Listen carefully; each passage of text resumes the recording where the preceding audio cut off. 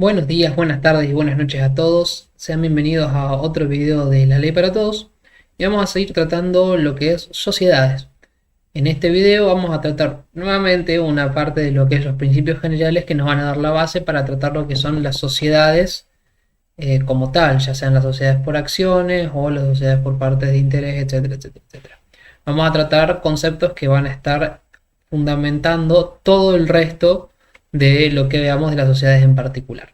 Bien, esta vez me trajo un pequeño machete para no distenderme tanto y tocar puntos que son bastante claves. En primer lugar, tenemos que entender, volvamos un poco al video anterior, que cuando hay una sociedad. El artículo 1 de la ley 19.550, que es la ley general de sociedades, nos establece que habrá sociedad cuando una o más personas se pongan de acuerdo para organizarse en una manera determinada, una manera típica brindada por la ley, y se comprometan a realizar aportes para realizar una actividad productiva o de intercambio de bienes y servicios, y se comprometan a distribuir las utilidades y soportar las pérdidas. Esta es la definición general que vamos a tener de una sociedad y nos va a servir para pensar toda la materia. Tenemos que tener los conceptos frescos de qué es lo que integra una sociedad para saber si efectivamente estamos o no estamos frente a una sociedad. Los conceptos más clave que tenemos que sacar de esta definición tenemos en primer lugar que es un acto multilateral o plurilateral. ¿Qué quiere decir esto? Que está hecho por más de un centro de interés. No es lo mismo un centro de interés que una persona. Los centros de intereses son objetivos que se busca conseguir de cada contrato. Puede ser que haya 5 personas que tengan un mismo objetivo, entonces sería un centro de interés. Y puede ser que haya una persona con un objetivo distinto, 5 con 5 distintos, cada uno tendrá su propio centro de interés. Básicamente, pensando de esta manera, cada uno de los socios que va a crear la sociedad tiene su propia agenda, que era una cosa distinta de la sociedad, pero todos confluyen en un mismo resultado u objetivo, que es la creación de la sociedad. Por ejemplo, supongamos que yo quiero hacer la sociedad porque quiero ganar plata, más básico de todos. Pero mi prima, que también se asocia a la sociedad, quiere hacerlo porque quiere destinar fondos que tiene ahí sin hacer nada a la sociedad. Y mi tío quiere formar la sociedad porque le gusta ejercer la actividad de administración de una sociedad o le gusta para su negocio. Entonces tenemos diferentes centros de interés, pero todos confluimos en lo mismo, que es querer crear esta sociedad. Bien. Después, por otro lado, tenemos, muy importante, el aporte de capital. Recordemos que dice, y se comprometen a hacer aportes de capital. Este aporte de capital lo vamos a ver un poco más adelante, pero el aporte de capital es la obligación principal que tiene cada socio dentro de la sociedad. Tenemos en primer lugar también esta tipicidad. Las sociedades son típicas. ¿Qué quiere decir tipos? Son modelos predeterminados que nos brinda la ley para crear una sociedad. También podemos verlo en lo que es la tipicidad. Es distinta un poco, bastante de la tipicidad penal, pero es parecida a la tipicidad contractual. En la tipicidad contractual la ley nos brinda un modelo general de cómo debería ser cada tipo de contrato. Ahora, en la autonomía y la voluntad se puede variar, más o menos, en mayor o menor medida en las sociedades. También lo vamos a ver más adelante. Tenemos también que dice que para realizar una empresa productiva o de intercambio de bienes y de servicios. Ese es el fin social. O sea, el objetivo de la sociedad va a ser intercambio de bienes o servicios. Variará de sociedad a sociedad, pero en esencia es eso. Y muy importante el final, que es para compartir las utilidades o distribuir las utilidades y soportar las pérdidas en conjunto. Eso es muy importante en la naturaleza de la sociedad. La sociedad se crea en esencia para hacer una suerte de disolución del riesgo. Porque si, bueno, claro, si yo estuviese solo, todas las ganancias serían para mí, sí, pero también todas las pérdidas. Entonces, cualquier cláusula que modifique esta distribución de ganancias y pérdidas va a ser atípica. No va a ser atípica, va a ser nula.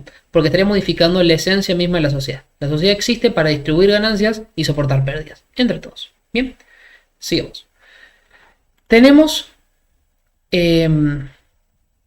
lo que es el acto constitutivo de la sociedad. ¿Qué es el acto constitutivo de la sociedad? Lo vimos antes, voy a tocarlo muy levemente, que es el estatuto. El estatuto es un contrato, como ya lo hablamos.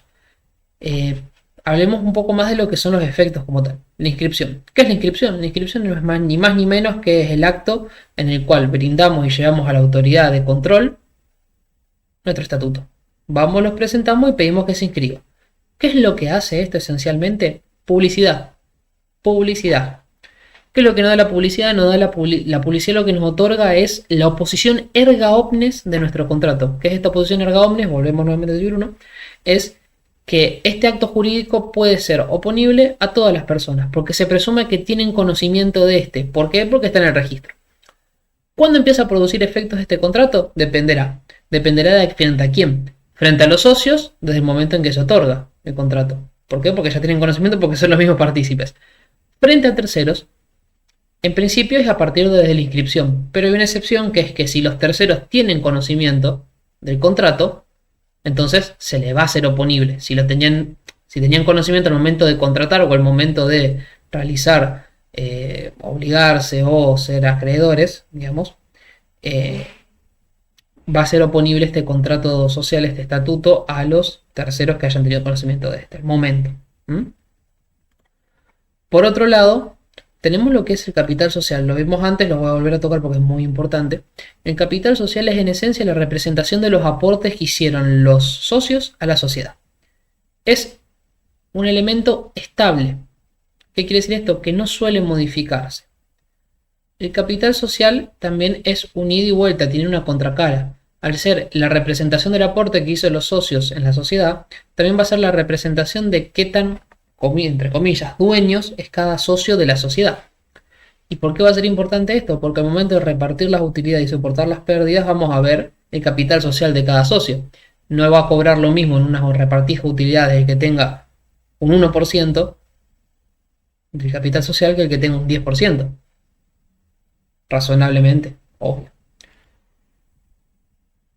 ¿Cuál es la diferencia de este capital y el patrimonio? El capital, bueno, hablamos de este, es el aporte que hicieron los socios. Por otro lado, el patrimonio es la garantía común de los acreedores y es lo que va a utilizar la sociedad para funcionar en su día a día. Capital, nuevamente, capital social y patrimonio en el génesis, en el nacimiento de la sociedad van a ser lo mismo. ¿Por qué? Porque el patrimonio va a ser el capital social inicial, que es lo que hayan aportado los socios, pero desde el primer día de ejercicio el capital social va a mantenerse igual, pero el patrimonio va a variar. Desde el momento que gastes un peso, ya vas a tener un peso menos en el patrimonio, pero el capital social va a seguir teniendo ese peso, por así decirlo. Bien, es importante que sepamos esta diferencia. Por otro lado, ¿qué son los aportes de los socios como tal? Los aportes de los socios son los bienes con B larga, y mayúscula, que los socios otorgan a la sociedad en el acto constitutivo, solo en el acto constitutivo en principio. ¿Por qué digo bienes con B larga y mayúscula? B larga, bueno, porque se escribe así, ¿no? Pero mayúscula porque recuerden que tenemos la definición entre bienes género y bienes especie como cosas. Entonces tenemos los bienes en general, abarca los bienes materiales, cosas, y los bienes inmateriales, bienes. Bien, entonces, los aportes es esto. Pero ¿qué bien puede ser aportado? El bien que puede ser aportado es la obligación de dar o de hacer. Y en algunas sociedades solo la obligación de dar. ¿Por qué es esto? Porque los socios no se comprometen a un bien o ingresar un bien al patrimonio, se comprometen a hacerlo. Es una obligación de entregar. Supongamos, en el caso que sea, entregar un campo. Bien, son obligaciones de dar o de hacer. También podemos tener no solo bienes, como te digo, materiales, no solo campo, digamos, dinero. Puede ser también bienes inmateriales, derechos. Por ejemplo, un derecho de crédito. Yo me comprometo, me debe 1.000 pesos mi prima. Le hago una cesión de crédito, me comprometo a hacer una cesión de crédito a la sociedad para que esos 1.000 pesos que me debe mi prima se lo pague la sociedad. Entonces, entre comillas, estaría ingresando 1.000 pesos yo a la sociedad. ¿Qué tiene esto? Tiene una particularidad igual. Rápidamente le explico que es cuando la obligación es de otorgar un crédito, o sea, una cesión de crédito, va a responder el socio por este crédito. Si el crédito no se pudo cobrar, la obligación se transforma automáticamente en una obligación de dar dinero por parte del socio por ese monto, esos 1.000 pesos que estamos hablando, y tiene 30 días para cumplirlo. Bueno, pero también puede ser, por ejemplo, ceder el uso y goce. Se puede ceder el uso y goce de una cosa. como aporte a la sociedad. Por otro lado, tenemos que entender que hay otras obligaciones a las cuales pueden comprometerse los socios en el momento de la constitución de la sociedad, pero estas obligaciones no van a formar parte del capital social. Estas son las llamadas obligaciones accesorias. Las obligaciones accesorias son todo otro tipo de obligaciones las cuales se obligan los socios en el contrato constitutivo, que no van a formar parte del capital social. Estas obligaciones nunca pueden ser la de otorgar suma de dinero, por ejemplo. Pero, como digo, lo más común en realidad es que se use esta cesión de uso y goce para como una obligación accesoria. Esto es incluso obligatorio en lo que es las SA y las SRL. La cesión de uso y goce solo puede ser una obligación accesoria de los acreedores y no puede formar parte del aporte al capital social. Porque en las SA y SRL solo puede estar la obligación de dar. Bien. Por otro lado, tenemos que entender que hay una diferencia entre estas obligaciones accesorias y los contratos contra terceros. Va a ser una obligación accesoria cuando en el mismo estatuto se encuentra esta obligación. Si tenemos exactamente la misma obligación, pero en vez de estar en el estatuto, está en un contrato aparte, será un contrato con terceros de la sociedad y no una obligación accesoria de los socios. Bien. La mora en los aportes. La mora en los aportes. Cuando se pacta hacer los aportes, los socios se comprometen a hacerlo en un periodo de tiempo. La mora es el retraso en el cumplimiento de una obligación. Esta mora se da de manera automática con el fin del plazo estipulado. ¿Qué es lo que puede pasar? Faculta a la sociedad de hacer una exclusión del socio o intimar al socio que cumpla su obligación. El socio responde por la evicción. ¿Qué es la evicción? Es cuando lo que cede o lo que entrega tiene un derecho dudoso, litigioso, o hay otra persona que tenga un mejor derecho sobre la cosa. Por ejemplo, en el caso de que yo ceda justamente, no sé, un campo mío, cedo un campo, y resulta que después me hacen un juicio y ese campo resulta que en realidad no era mío, que lo había heredado mi primo y no me correspondía a mí, etcétera, etcétera, etcétera, la sociedad no va a poder disponer de este campo y yo voy a tener que reparar los daños ocasionados por esta evicción y se me podrá hacer una exclusión como socio. Si no se hace la exclusión como socio, el socio deberá reemplazar por un bien o cosa de igual calidad y naturaleza de la cual fue atacada por evicción y resarcir los daños, o sea, voy a ser responsable por los daños causados por esto. Por otro lado, tenemos, bueno, como decía, los aportes a las acciones y a la sociedad por acciones y a las SRL. Estos aportes tienen que ser siempre determinados, cosas, bienes determinados y ejecutables. No podemos aportar bienes indeterminados y bienes que no puedan ser ejecutables. Por ejemplo, no puedo aportar a la sociedad un bien que, por ejemplo, mi casa o mis herramientas de trabajo con las cuales me gano la vida, porque estos bienes no son ejecutables. La casa, en el caso que sea mi única casa y esté atrapada bajo el régimen de hogar, el hogar de la persona, pero bueno, tienen que ser determinados y ejecutables. No puede ser un bien indeterminado ni algo que no se pueda ejecutar. Por otro lado, tenemos la evaluación de las cosas cedidas en especie. En principio, la evaluación va a estar dada por el mismo estatuto, ¿no? Las cosas cedidas en especie las evaluamos según nuestro mejor parecer por los socios. Pero ¿qué puede pasar? Puede pasar que esta evaluación sea encontrada como errónea por parte quizás de un acreedor más adelante. Este acreedor podrá pedir que se vuelva a hacer la evaluación. La evaluación, lo que se va a tener en cuenta va a ser el precio de plaza del bien, que es el precio de plaza del precio de mercado. O también puede ser judicial y esta será a través de un peritaje. Por otro lado, si mal no recuerdo, en lo que es la evaluación en los bienes cedidos en especie del LSA siempre se hace a través de perito. Por otro lado tenemos las modificaciones. Las modificaciones del estatuto. La modificación, bueno, va a darse a través, siempre se va a dar a través de una decisión del órgano de gobierno. Generalmente va a ser la asamblea, el órgano por excelencia de gobierno, pero bueno, se va a dar a través de una, en el caso de la asamblea, de una sesión especial. y si mal no recuerdo la regulación es que debe tener por lo menos el 60% del capital social presente para que se lleve adelante la decisión. Esto como mínimo, lo establece la ley como mínimo. Después el estatuto podrá establecer más, puede ser que sea por unanimidad, si a ellos les parece. Pero bueno, lo que es la modificación del estatuto es esto, siempre va a estar dado por el órgano de gobierno, eso sí. ¿Cuándo va a surgir efectos? Los efectos, como decíamos, el mismo principio, entre socios desde el momento en el que fue otorgado el acto y frente a terceros desde la registración. Nulidad vincular.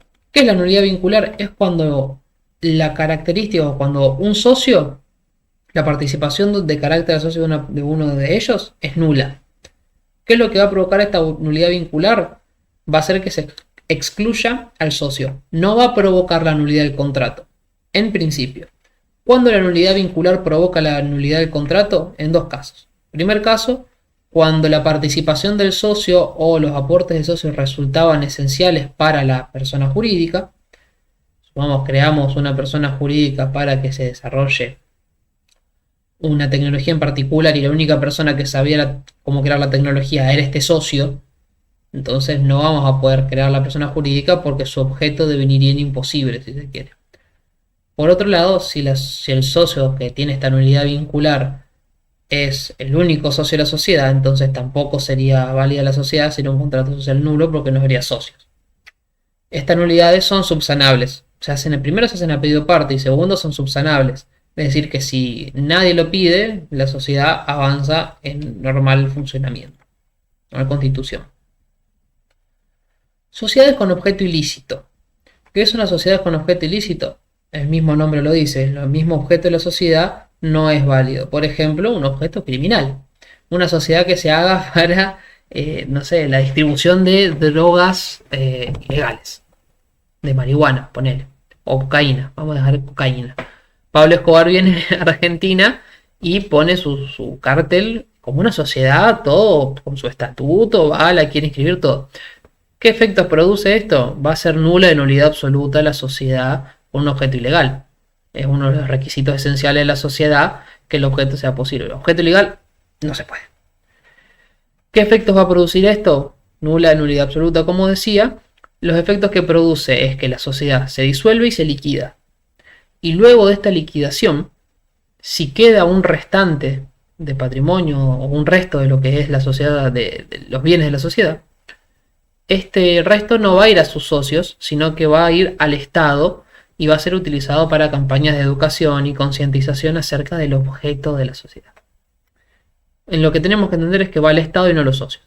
Por otro lado, los efectos de la misma sociedad. Esta sociedad no va a poder ser invocada por parte de los socios frente a terceros, porque es nula nulidad absoluta. Pero sí va a poder ser invocada al revés. Los terceros sí van a poder invocar la sociedad frente a los socios. Por otro lado, los socios todos serán ilimitadamente, directa y solidariamente responsables por el actuar y los daños causados por la sociedad. Por otro lado, tenemos otro supuesto que es la sociedad de objeto lícito y de actividad ilícita. Esto es lo más común. Si viene Pablo Escobar a Argentina, no va a inscribir a la sociedad diciendo sí, esta sociedad es para la distribución de cocaína. No va a hacer eso. Va a crear, sí, esta va a ser una sociedad que va a ser para la distribución de caramelos. Vamos a hacer harina, azúcar más rica vamos a hacer nosotros. Entonces, tiene un objeto ilícito, bien, pero la actividad que va a realizar la sociedad es ilícita. ¿Qué efectos produce? Los mismos efectos que la sociedad con objeto ilícito. Nula nulidad absoluta. Con la liquidación el restante va a ir para el Estado y todos los socios son solidaria, directa y ilimitadamente responsables por los daños causados.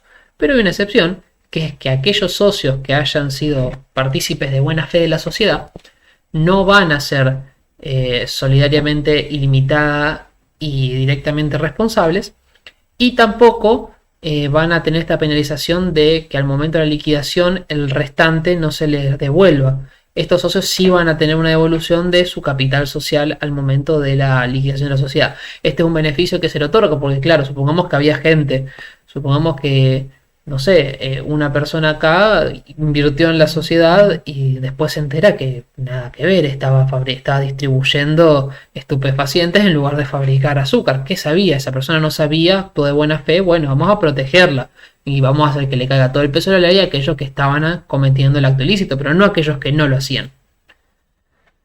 Por otro lado, tenemos la sociedad con objeto prohibido. La sociedad con objeto prohibido va a valerse por el mismo principio que la sociedad con objeto ilegal. El objeto prohibido es un objeto que teóricamente no es ilegal, pero la ley solo o prohíbe que se utilice como objeto para unas sociedades o solo habilita a otras a utilizar. ¿Qué es esto? Supongamos que la producción de harina solo lo van a poder hacer las SA, las sociedades anónimas. Y yo me pongo a producir harina con una SRL. ¿Qué pasa? No es ilegal producir harina, pero solo las SA podrían tener como objeto la producción de harina, digamos.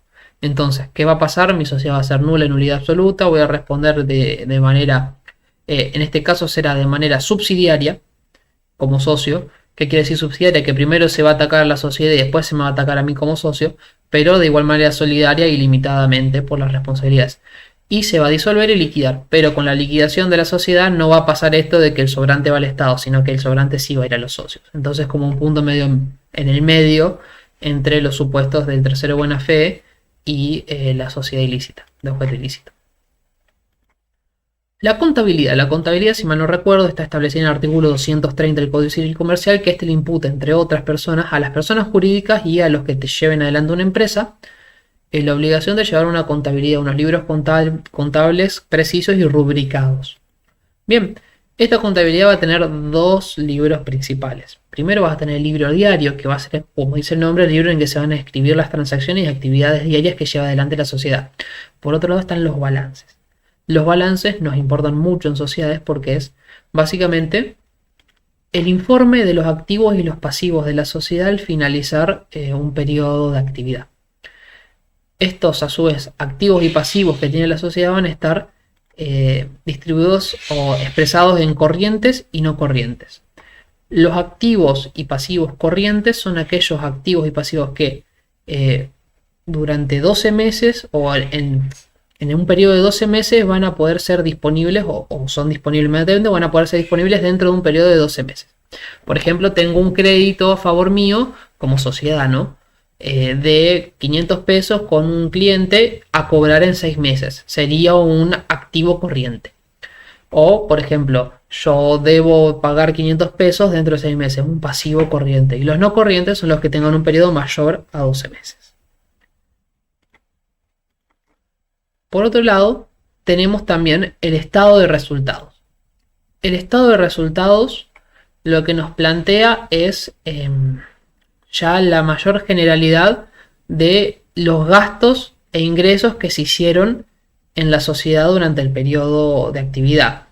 Por ejemplo, ganamos 500 pesos vendiendo harina, ganamos 300 pesos de que nos pagaron unos créditos, pero gastamos 500 pesos para la producción y le pagamos 150 pesos a los trabajadores y pagamos 50 pesos de deudas. Es un desglose de los ingresos y los egresos de la sociedad como tal. Por otro lado, tenemos que hablar de lo que serían las utilidades. ¿Qué son las utilidades? Son las ganancias. Es la distribución de las ganancias que tuvo la sociedad. ¿Cómo se van a determinar estas utilidades? Se van a determinar en un balance. Cuando el balance es positivo, se van a distribuir utilidades. Cuando el balance es negativo, lógicamente, no se van a distribuir utilidades porque no hay nada que distribuir. ¿Cómo se van a distribuir? En principio se van a distribuir en función de la participación que tenga cada socio en la sociedad. Bien. ¿Qué sucede si tenemos consecutivamente balances negativos? Bueno, si tenemos, por ejemplo, 3 balances negativos de 100 pesos y después tenemos un balance positivo de 100 pesos, tenemos 300 en negativo y 100 en positivo. Esos 100 en positivo no van a representar utilidades porque se van a tener que utilizar para saldar cosas anteriores. Eso se aplica tanto para los socios como, bueno, hay una modalidad de pago a los administradores que es en función del rendimiento. Entonces, los administradores que cobran en función del rendimiento tampoco en teoría cobran cuando hay un balance negativo, porque no hubo un buen rendimiento. Excepcionalmente, la asamblea igual puede decidir pagarles a los administradores que cobran en función del rendimiento en balances negativos. El socio. ¿Quién es el socio? El socio es toda persona que tenga una participación social dentro de la sociedad. Eso es lo que nos establece como socio. ¿Cuáles son los derechos y obligaciones del socio? Tenemos derechos y obligaciones patrimoniales y políticos. Bien. Los derechos principales que vamos a tener patrimoniales van acompañados de una suerte de contracara, de obligación. Tenemos en primer lugar, hablemos primero de obligación. Tenemos en primer lugar la obligación de realizar aportes para la sociedad. Es la obligación principal que hablamos del contrato de sociedad. Y por otro lado, como contracara a esto, tenemos el derecho de la participación social. Son estos aportes los que nos van a dar la posibilidad de la participación social y de recibir nuestras utilidades. Por otro lado, tenemos la obligación de lealtad de los socios, es decir, los socios tienen que primar la voluntad de la sociedad por sobre la voluntad propia. Y tenemos la obligación de soportar las pérdidas. Esta obligación de soportar las pérdidas va a ser la que después nos va a dar también el derecho a compartir las utilidades. Después tenemos lo que es los derechos patrimoniales, por ejemplo, de transferir tu participación social. Todos tenemos derecho de transferir nuestra calidad de socio, nuestra participación social. Y también a la cuota de liquidación. Cuando la sociedad se extingue y se liquida, tenemos derecho a una cuota de liquidación en función de nuestra participación. Por otro lado, los derechos políticos, los derechos políticos en primer lugar vamos a tener el derecho de información. El derecho de información es el derecho que tienen todos los socios de conocer acerca del desempeño de la sociedad. Tenemos también el derecho a voto, en lo que sería la asamblea o en el voto del órgano de gobierno. También tenemos un derecho que es el derecho de receso. Este derecho es un derecho especial que se ejerce cuando hay una transformación de la sociedad y vos no estabas de acuerdo como socio, entonces decís, como no estaba de acuerdo, quiero usar mi derecho de receso, que es que te vas de la sociedad, vendés tu participación y te la tienen que pagar. Y después tenemos por otro lado el derecho de acrecer y de preferencia, que es cuando un socio abandona la sociedad, el resto de los socios tienen preferencia para la compra de las acciones, de la compra del capital social de este socio. ¿Qué más tenemos por acá? La nacionalidad de las sociedades. Este es un tema medio peliagudo, pero cuando hablamos de nacionalidad de sociedades, en esencia estamos haciendo referencia al domicilio de la constitución de la sociedad. Es el lugar donde la sociedad fue constituida. Esto se trata para la sociedad en el exterior. En Argentina el principio que rige es que va a aplicarse las leyes locales en cuanto al funcionamiento de la sociedad y las leyes del lugar de origen en cuanto a la validez de la capacidad de la sociedad, la inscripción de la sociedad, de la existencia de la sociedad. Tenemos bastantes supuestos del funcionamiento de sociedades del exterior en Argentina. En primer lugar tenemos las sociedades que realizan actividades de manera esporádica en el país. También tenemos las sociedades que realizan actividades dentro de su objeto social en el país, como por ejemplo poner una sucursal. Y también tenemos las sociedades, que es un poco más complicado, que son las sociedades que realizan su actividad principal dentro de lo que es el país. Y las sociedades que tienen su sede dentro de la Argentina. En los primeros supuestos, las sociedades que realizan esporádicamente las actividades o que realizan sus actividades facultadas, a las que están facultadas en el país, pero no realizan su actividad principal dentro del país, no hay problema. Estas sociedades tienen que inscribirse en el registro y van a funcionar con normalidad. En lo que son las sociedades que realizan su actividad principal dentro del país o tienen su sede dentro del país, lo que entiende la ley que están cometiendo es un fraude ante la ley, ¿Por qué? Porque la sociedad no tiene razón de tener su sede principal o realizar su actividad principal dentro del país y no estar constituida dentro del país, sino en el exterior. Entiende que se hace esto para evadir las leyes argentinas. Entonces lo que se hace es que esta sociedad queda regulada por las leyes argentinas. Tenemos también una excepción medio rara que hay que nombrar, que son las sociedades que abren sucursales dentro del país, están obligadas a entregarle un capital social a la sucursal en particular. No se va a regir por el capital social general de la sociedad, sino el capital social de la sucursal en particular. Bien. A ver qué más, estoy viendo si me olvido de algo de este tema que la verdad es medio complicado y confuso, pero no lo veo tan relevante como tal. Bueno, vamos a ver algo que es más importante. La sociedad es la sección cuarta. La sección cuarta está en la ley 19.550, como siempre, y lo que nos establece es un salvaconducto para las sociedades que no llegaron a cumplir los requisitos necesarios. Estas son las conocidas como sociedades de la sección cuarta o sociedades irregulares. Las sociedades de la sección cuarta van a ser todas las sociedades que no hayan llegado a cumplir con los requisitos para su inscripción, o no hayan realizado la inscripción, o no hayan llegado a cumplir con los requisitos tipificantes de la sociedad, o que incluso puede ser que no tengan ni siquiera un estatuto o contrato social. Bien, todas estas sociedades van a entrar en la sección cuarta. ¿Qué es lo que hace la sección cuarta? Primero nos establece que la oponibilidad frente a los socios del estatuto o de la sociedad es la misma de siempre. Entre los socios, desde el momento en que se entrega, desde el momento en que se crea.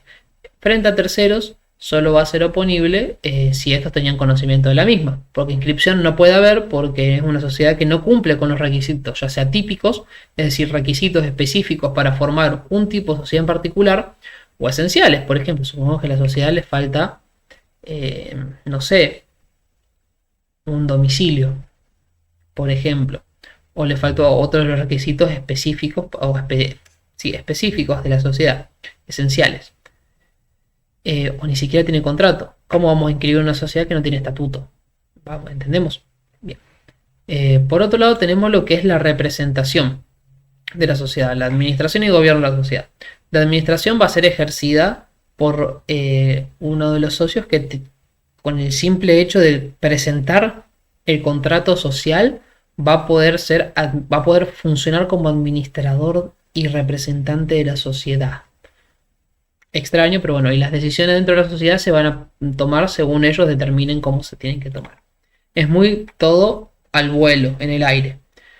Los bienes registrables, una sociedad de la sección cuarta puede tener bienes registrables, pero tiene que hacer un proceso especial. Tienen que acudir al registro con el estatuto y todos los socios declarar la existencia de la sociedad y declarar la participación dentro del capital social que se está aportando. La responsabilidad de los socios va a ser en principio simple y mancomunada. ¿Qué quiere decir esto? En partes. 5 socios, respondemos los 5 por un 20%, digamos.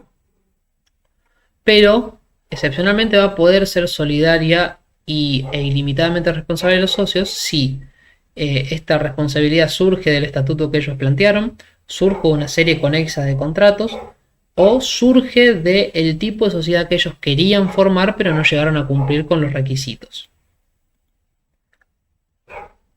Por otro lado, la subsanación. La ley establece que en cualquier momento los socios pueden subsanar los problemas que hayan tenido para crear la sociedad o estipular la sociedad típicamente y conforme a la ley. Es decir, si lo que faltaba era establecer un domicilio, los socios podrán agarrar, establecer el domicilio y subsanar este error y funcionar como una sociedad típica. Por otro lado, en lo que respecta a la liquidación cuando los socios no están de acuerdo, porque tiene que ser unánimemente esta subsanación.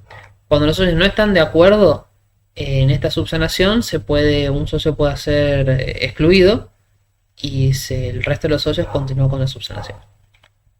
La disolución y la liquidación de la sociedad de la sección cuarta. Si esta sociedad no tiene un término, un plazo, cualquier socio puede disolverla con la publicación de esto en un plazo de 90 días. Si los otros socios quieren continuar con la sociedad, deberán comprar el capital social de este socio que quiso disolverla y continuar con la sociedad. En esencia, esos van a ser más o menos los principios que vamos a estar trabajando dentro de las sociedades en general. Es importante hablar de esta sección cuarta, de tener en el presente. Es una regulación corta pero importante porque vamos a tener muchas sociedades que los abarquen. Como te digo, cualquier sociedad que no cumpla con los requisitos básicos de la sociedad va a entrar acá. No es que no existe, existe la sociedad, pero se encuentra regulada por este sistema específico. Bien. Y hay que tener en cuenta estos principios de un poco lo que es los socios, las cláusulas. Tenemos, por ejemplo, dentro del contrato, ahora voy a volver un poco atrás, que lo pasé medio rápido y quizá estaría bueno que lo nombre. Dentro de lo que es el contrato social, la sociedad es un contrato. Tiene sujeto, objeto y causa. Los sujetos, bueno, ya los hablamos. Lo que es el objeto del contrato no es la creación de la sociedad. El objeto del contrato son las obligaciones a las cuales se obligan, valga la redundancia, los socios. Principalmente va a ser esta obligación de aportar capital, aportar al capital social. Y por otro lado, el fin es la causa fin, es la producción inmediata de los efectos que le otorga el ordenamiento jurídico a un acto en particular. En este caso, los efectos que le otorga el ordenamiento jurídico al estatuto es la conformación de una sociedad. Por otro lado, tenemos que pensar en qué pasa con las cláusulas nulas. Cuando hay una cláusula nula, como principio general primero del derecho civil, tenemos que se prima la subsistencia del contrato. Es decir, si hay una cláusula nula, se va a intentar interpretar el resto del contrato o interpretar esa cláusula para que sea acorde al resto del contrato o acorde a la ley, y si no se puede hacer eso, se tiene por no escrita, se saca esa cláusula. Hay cláusulas nulas en los contratos de sociedades. Esto no hace nulo el contrato, no hace nulo el estatuto, solo hace nula la causa en particular. Las causas nulas son aquellas que desnaturalicen a la naturaleza propia de la sociedad.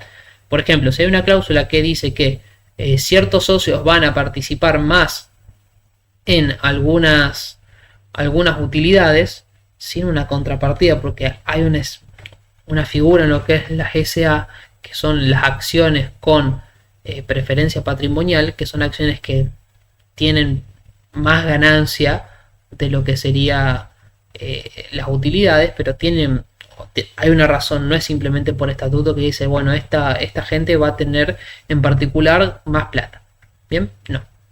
O esta gente no va a participar de la distribución o el soporte de pérdidas.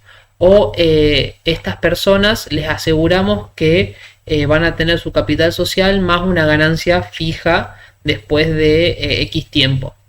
Esas cláusulas son nulas porque van en contra de la naturaleza de la sociedad, que es distribuir utilidades y soportar pérdidas en función del capital social que posea cada uno. En principio, esas son generalmente las cláusulas que van a ser nulas. Creo que no queda nada más por hablar de esta parte más o menos general de lo que van a ser las sociedades en particular. Así que, bueno, nos estamos viendo, espero que les haya servido. Voy a volver ya a empezar a tratar de lo que son las sociedades en particular. Y eso es un tema que hay que prestarle bastante atención. Es largo, no es tan complicado, pero es largo. Así que bueno, prepárense porque se vienen más videos. Nos vemos.